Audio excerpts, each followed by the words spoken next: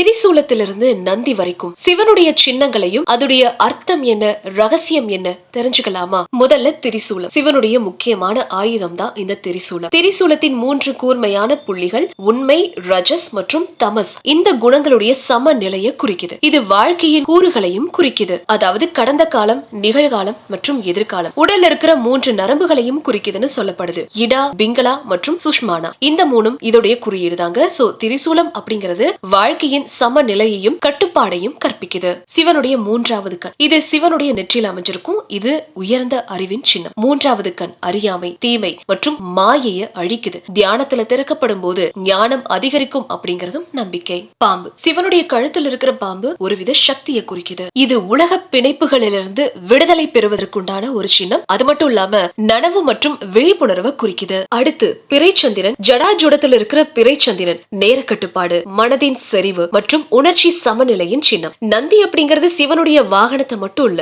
அவருடைய சிறந்த பக்தர் அப்படிங்கறதையும் குறிக்குது. நந்தி அர்ப்பணிப்பு, பொறுமை, வலிமை மற்றும் அசைக்க முடியாத பக்தியையும் குறிக்குது. உடுக்கை. பிரம்மாவையும் வாழ்வின் தொடக்கத்தையும் குறிக்கிற படைப்பின் ஒளியின் சின்னமா இந்த உடுக்கை இருக்கு. சிவனை சுற்றி இருக்கிற சாம்பல் வாழ்க்கை மற்றும் தியாகத்தின் நிலையற்ற தன்மையை நமக்கு நினைவூட்டுது.